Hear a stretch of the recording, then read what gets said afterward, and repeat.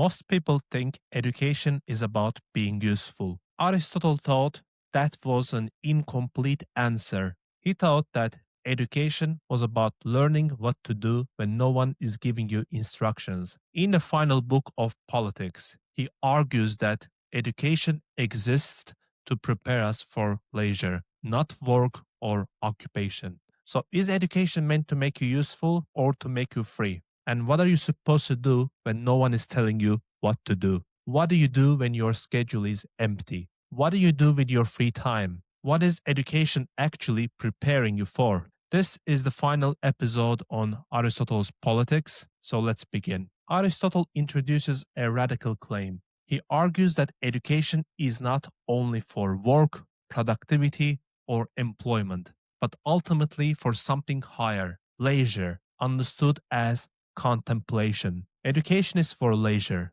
the condition in which human beings are free from necessity and therefore capable of contemplating.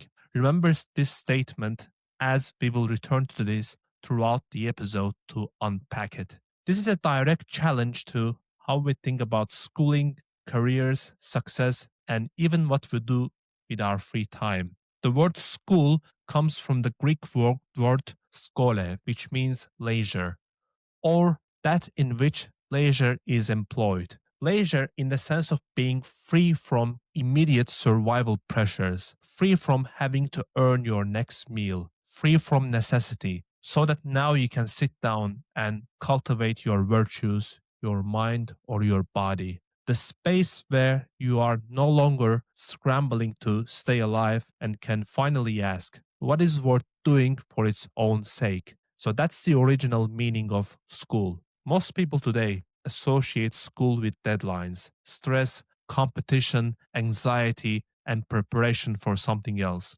These days, school is always for the sake of something later. A job, a credential, a resume line, or maybe a future payoff. Aristotle would look at that and say, you have misunderstood education from the beginning.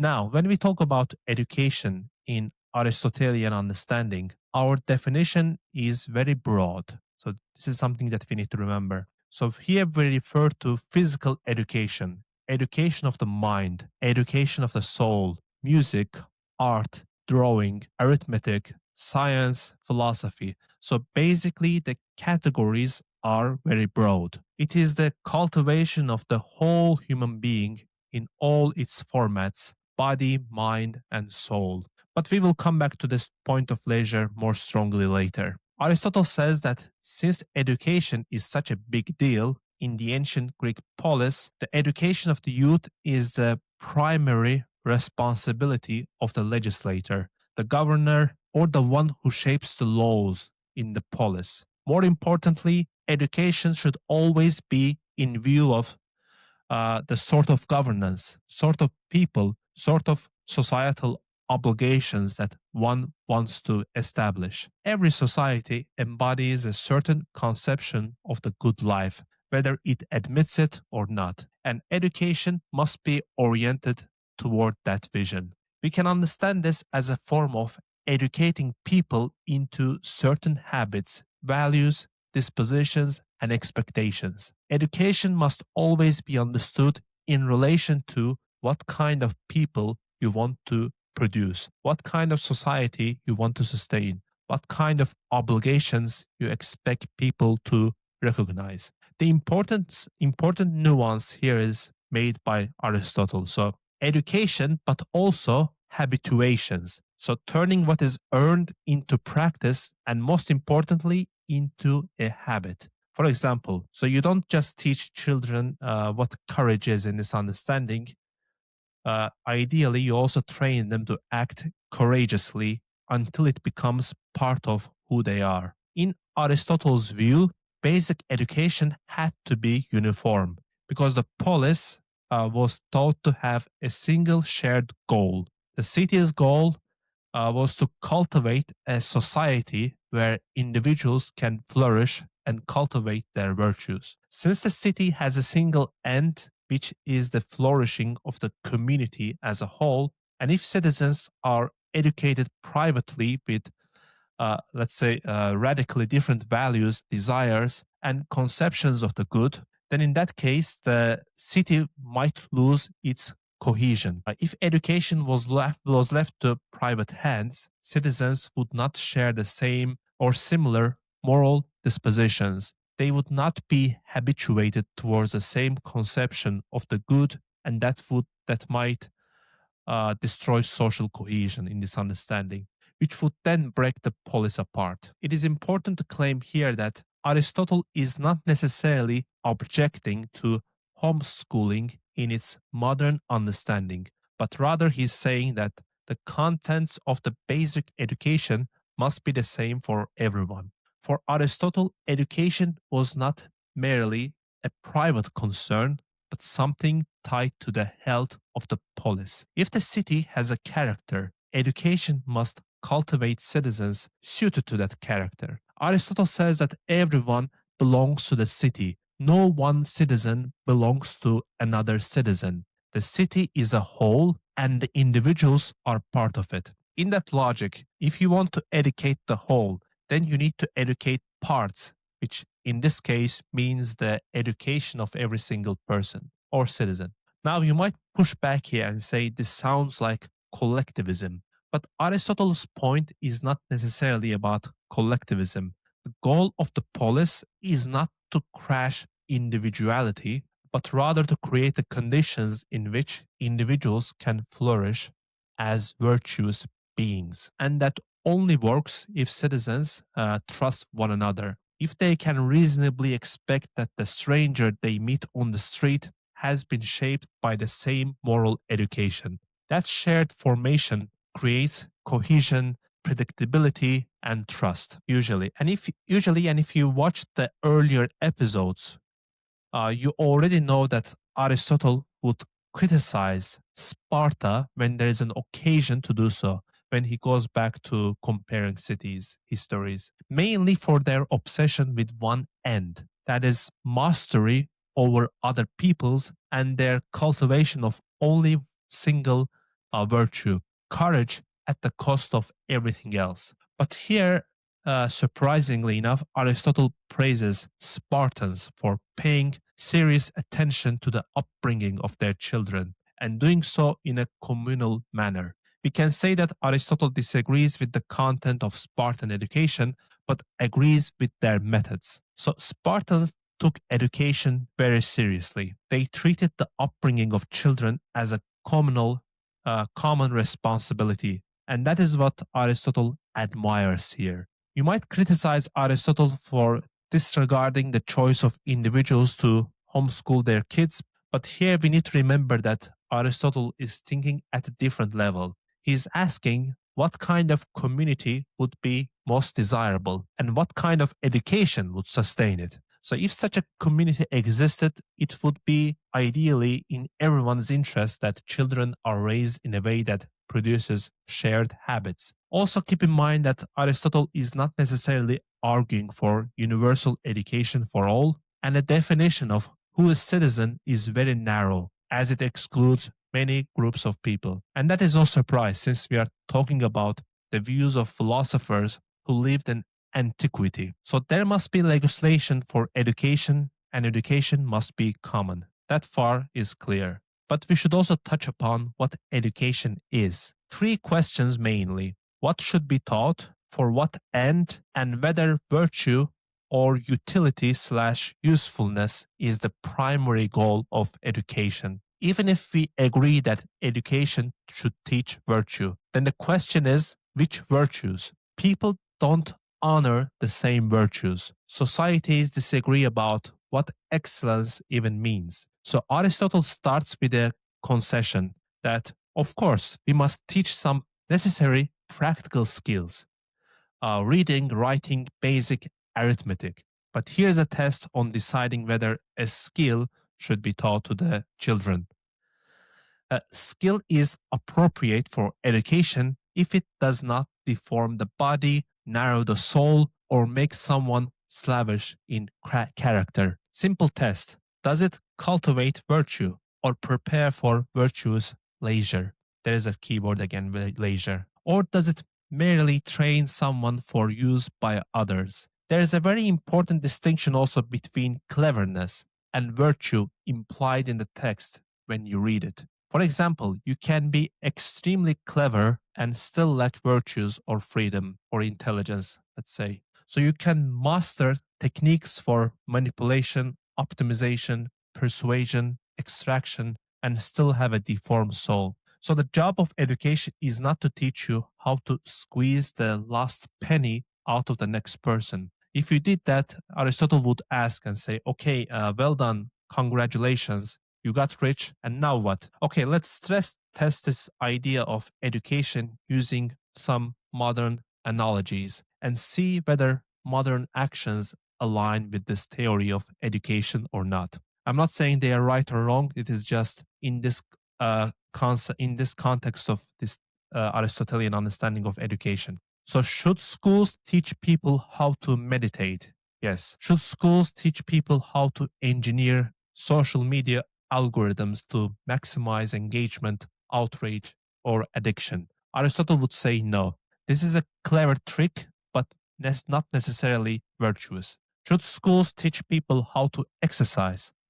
Aristotle would say yes. Should schools teach people how to read and write? Aristotle would say yes. So it's also important to think about the end goal of an education. For example, again, using a modern analogy, would you decide to study computer science just because it is popular nowadays and that some of your friends got high paying jobs by having a computer science degree? Using the moral language of the time of Aristotle, Aristotle would compare this attitude to slavery. Why? Because you are choosing your life not based on what is suitable for your mind, for your soul, but based on external rewards. The logic implied here is that if you're a slave in antiquity, then you would accomplish certain tasks so that at the end of the day, someone might give you a meal or another reward or something. So, according to Aristotle, the logic is very similar here.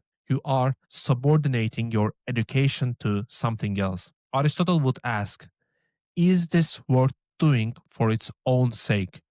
Or are you merely using it to get somewhere else? If you think about it, this idea still holds today. You might ask, what is the purpose of primary school education? Yes, learning basic math and how to read and write is important, but it is not only that. Education is not about these basic skills. The purpose of primary education today is to socialize people, children that come from many different backgrounds in one shared group, subtly teach them about what that society values or prefers or how they expect one to behave. Aristotle identifies four core areas of education in traditional schooling system. First, letters, how to read and write. Second, gymnastic, how to exercise, and the rest of the two are music and drawing. Aristotle says let's first investigate the music for a second. And this is where things get interesting. He says the deeper role of music is to make leisure noble.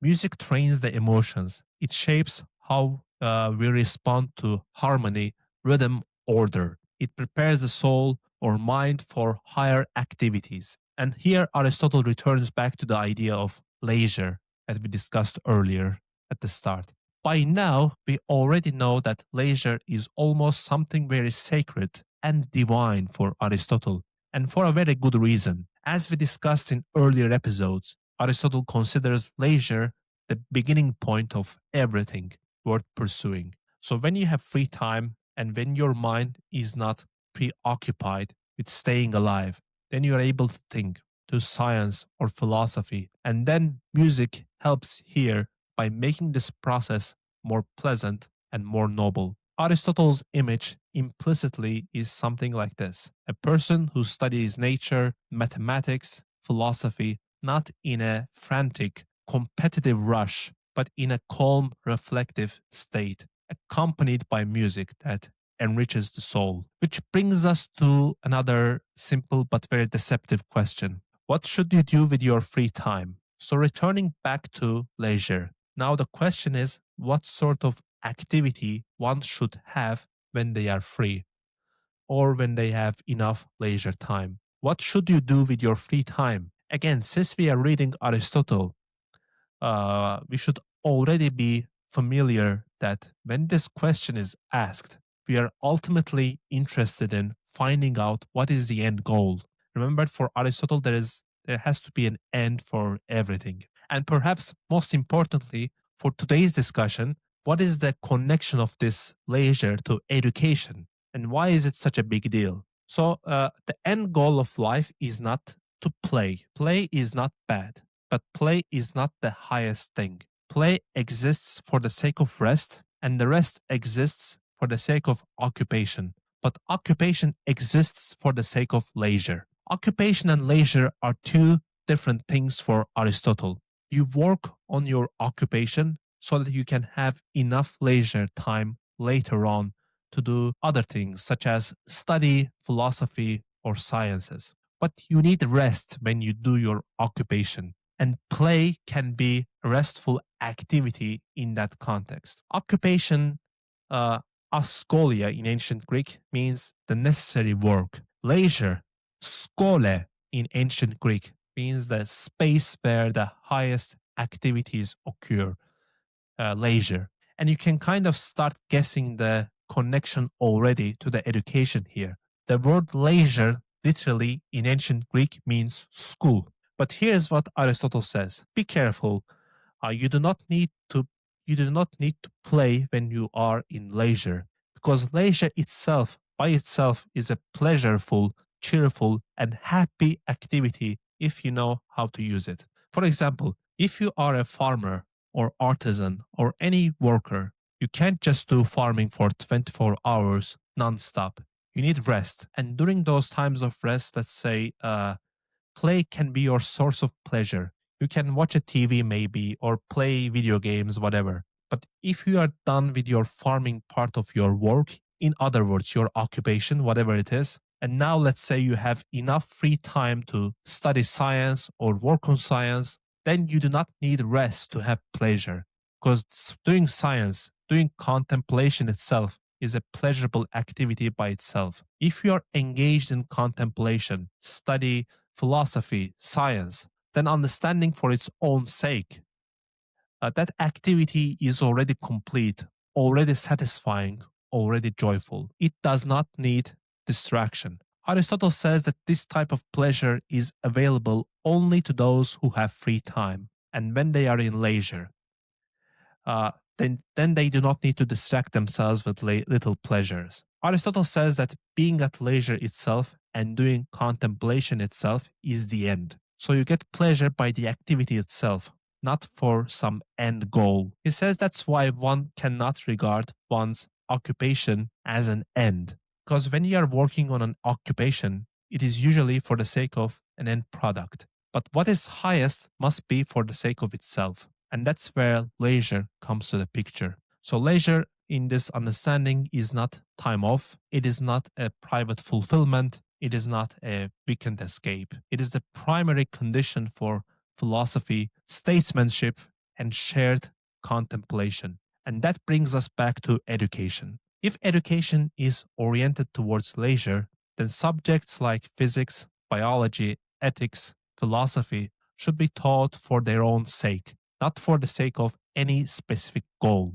If the reason you study physics, for example, is to maximize publication output in the future, Aristotle would say your incentives are flawed. He would ask, is this really the life you want to pursue? Aristotle criticizes education policies of his time. And to be honest, Aristotle would criticize today's education system as well, I think. That all education seems to care about is always about some useful end, some utility, not about what one should do in their leisure time. Aristotle says that the purpose of education should be that children become more noble, not more useful. That is why Aristotle says that for noble people, looking for utility everywhere is a mark of a limited soul. Noble people do not ask, what is this good for? At every step. They enjoy discovery itself because they share in the common contemplation of humanity. Now, this is a bit off topic, But if you also study Aristotle's metaphysics, that is also one of the arguments that the ultimate virtuous state of being is to share in contemplation, because using one's reason is not personal. There is something universal about when people contemplate about the world. And that is our way of connecting with one another, connecting with other humans, sort of like common human language that does not depend on single individuals or context. If aliens, for example, suddenly descended into the world, they would probably be interested in understanding the common language of humanity rather than what each individual does or believes and what is the common language of humanity. Because a well ordered and fit body supports a well ordered soul. Fitness prepares the mind for virtue. After making this point, then Aristotle then starts examining the other cities of his time, other policies. Some cities pay less attention to physical health, while others obsess over it. And you can guess which city is obsessing over it, and that the answer is Sparta, of course. So he starts criticizing Spartans again by saying that they impose so many restrictions that they try to turn children into beasts. Their assumption is that this is the most advantageous thing with regard to fostering courage. Aristotle repeatedly criticizes Sparta for narrowing education to war, elevating courage above all other virtues, and mistaking hardness for excellence. Aristotle says that brute aggression by itself is not virtue. Spartan training imitates animal toughness, but virtue is rational and noble, not merely violent or resilient. He also says that while the Spartan system worked in the past, it clearly does not work today. This is most likely a reference to weakening of Sparta during his time. Remember that Aristotle lived towards the end of the flourishing of great cities of ancient Greece. So this is a time of the rise of Alexander the Great. And Aristotle was also the tutor to Alexander the Great. Important to mention here. And the rise of big empires and the downfall of small democracies in the Mediterranean basis. Aristotle thinks that Sparta fails because its education works only under permanent war conditions. Once conditions change, once there is peace, the system collapses, as it cannot sustain excellence in peace. In a way, Sparta failed because it mistook survival traits for human excellence. Aristotle also strongly criticizes limiting food for children just for the sake of toughness and physical health. He says that this practice actually would impede their natural growth. This is again in reference to the way Spartans raised their kids. Physical education must follow the natural development of the human being. After this criticism of Sparta, Aristotle makes an interesting analogy between music and physical exercise. We talked about music before, but again, we come back to this topic. Aristotle is coming back to this topic again. He says, just as the lack or existence of physical exercise shapes the body either in good or bad ways, music or lack thereof can also shape the mind. Therefore, music should not be ignored in education. But he insists that music should be taught only to the degree necessary to form judgment and character, not to turn everyone into professional performers. So music is not just an entertainment, but it has direct power over the mind because rhythm and harmony imitate emotional states. Different kinds of music cultivate different dispositions in the listener. And with this discussion of music, Aristotle's politics comes to an end. It is worth noting that many scholars have long suspected that politics is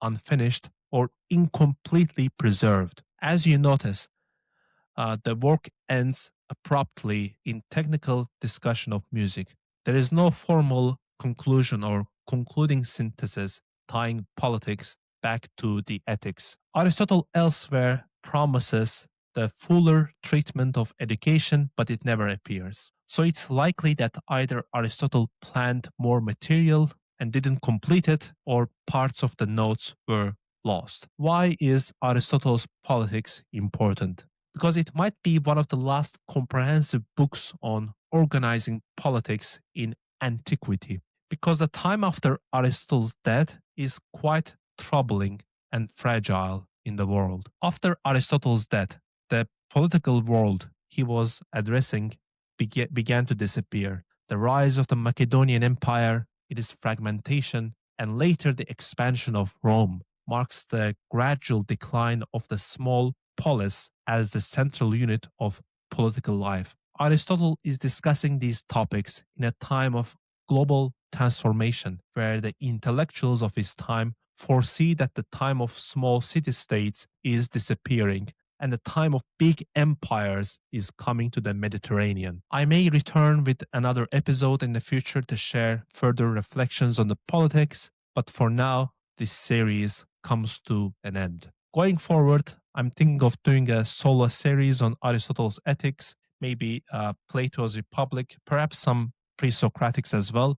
By the way, I have recently also finished deep reading of Descartes' Meditations and Principles of Philosophy. I might do some solo episodes on that one. And in February, I will interview perhaps the world's leading alive expert in Descartes and publish it in the podcast. What I can say for certain is that the work continues. There will be more solo episodes and more conversations with guests across philosophy, psychology, history, consciousness, and many more topics. Thanks for listening to this episode. If you enjoyed it, please subscribe on YouTube or follow and leave a review on Spotify or Apple Podcasts. You can find this show on all major platforms, and for daily content, follow me on Instagram at philosophy.everyday. Check out the previous episodes of this series if you missed them, as the concepts and the topics discussed here follows from the discussions that we established earlier. Until next time then, bye.